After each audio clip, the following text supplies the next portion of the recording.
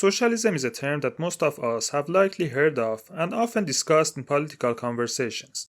Some people support this ideology, while others use it negatively. But what is socialism? In this video, we aim to answer this question. Stay tuned.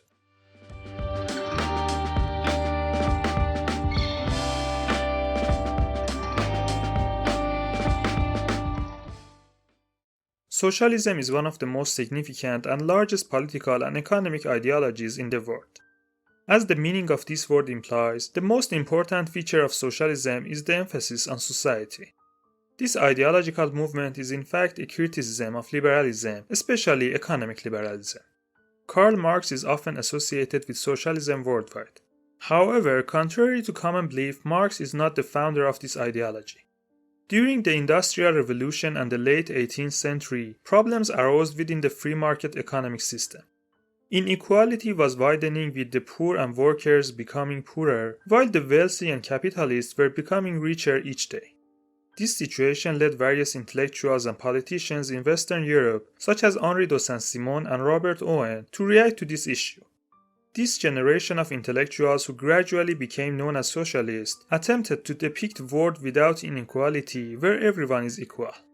Although the first generation of socialists explicitly criticized free markets and the concentration of power and wealth in a small part of society, they could not explain how the desirable situation they described could be achieved. This led Karl Marx and Friedrich Engels, two great German philosophers whose studies and works were mostly collaborative, to label this group as utopian socialists. These two individuals played a significant role in drawing various concepts from their predecessors, but perfecting them and sometimes creating new concepts. One of these concepts was the means of production. By means of production, Marx refers to the physical inputs necessary for production, such as raw materials, machinery, and labor. In Marx's description of capitalism, the ownership of means of production is monopolized by capitalists, whom Marx refers to as the bourgeoisie. On the other hand, there are workers who, despite being the primary agent of economic profit, do not own the means of production. The working class, referred to as the proletariat in Marxist literature, practically become commodities themselves due to their lack of ownership, leading to their exploitation by the bourgeoisie, whose control subjects them to a life dependent on wages earned through competitive work. This situation, also referred to as a wage slavery, leads to alienation and the detachment of workers from their inherent humanity and the rights associated with it. This class dichotomy creates class contradictions between the bourgeoisie and the proletariat. Another crucial concept in the thoughts of Marx and Engels is dialectical materialism, a deep philosophical concept that cannot be addressed in detail here. In short, from the Marx and Engels perspective, the world has always been an arena of contradictions that drive historical movements. Within this framework, they divided history into different stages. The initial stage, referred to as primitive communism, was a period when societies were tribal and private property was meaningless. The next stage was the era of slavery, which emerged with the advent of human wars. The subsequent stage was feudalism, and at the time Marx and Engels defined themselves, it was the stage of capitalism. All these periods ended due to class contradictions, and during the capitalist era, the contradiction between the bourgeoisie and the proletariat intensified. In this stage, Marx made a prediction. According to Marx, in an economy based on competition, ultimately the powerful will succeed in eliminating the weaker competitors and establishing a monopoly. Capitalists who fail in this competition will lose their ownership of the means of production and will become proletarians. This process will lead to the enlargement of dissatisfied proletarian class. Eventually, the proletariat will rise against the bourgeoisie, and history will enter the stage of socialism, establishing the dictatorship of the proletariat. However, the prophecy does not end here, and socialism and the dictatorship of the proletariat will be a temporary stage toward the world's transition to communism, a period in which class, ownership, and even government are meaningless. According to Marx's interpretation, in communist societies, everyone works according to their ability and receives according to their needs. The entire belief and ideology that Marx and Engels built later became known as Marxism. Based more on the principles outlined by Marx and Engels, various groups and schools have emerged within socialism and Marxism.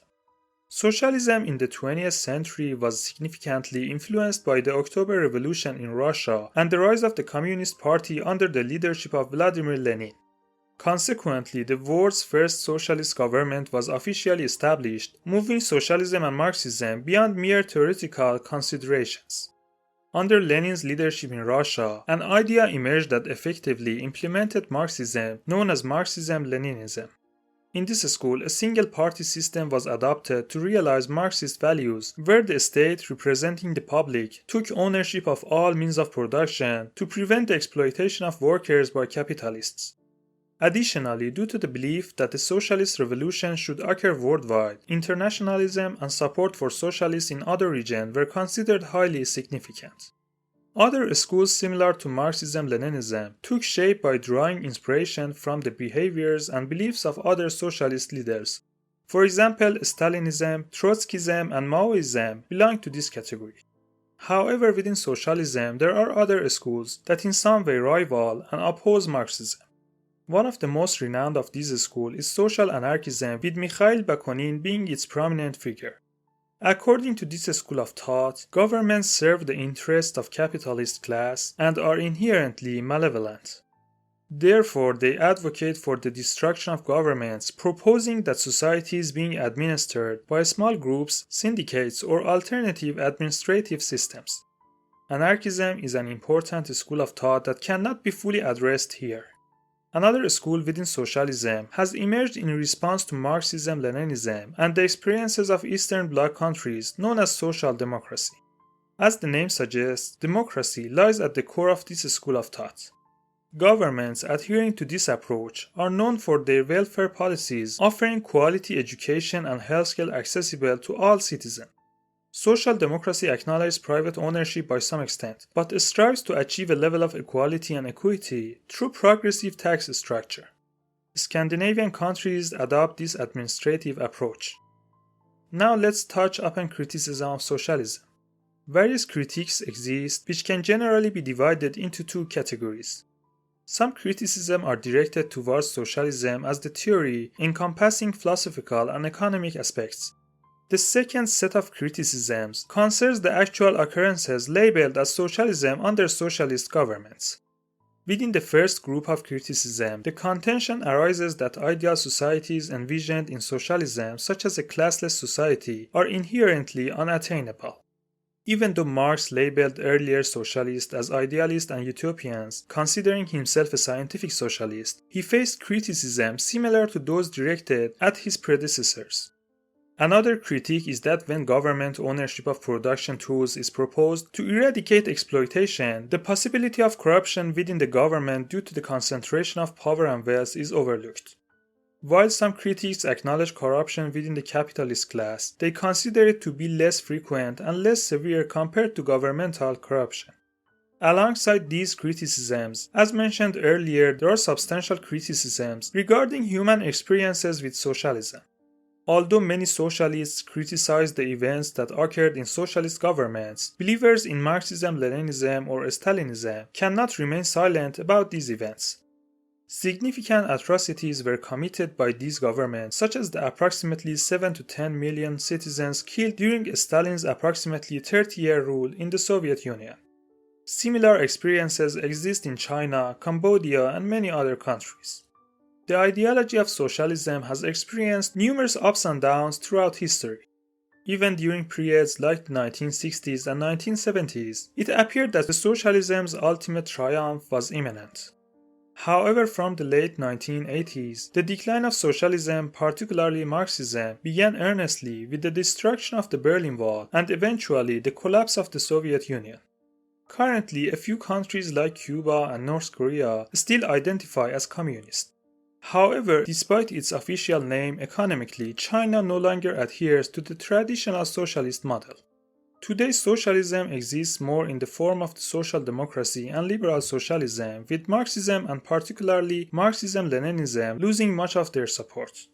Despite all these characteristics, widely accepted rights such as minimum wages, limited working hours, health insurance, universal education, and similar rights owe their existence to some extent to the legacy of socialism. Thank you for watching this video about socialism. If you found the content informative, please like it and subscribe to our channel. Feel free to leave any question or suggestion for the future topics in the comment section. Thank you for watching and we look forward to seeing you in the next video.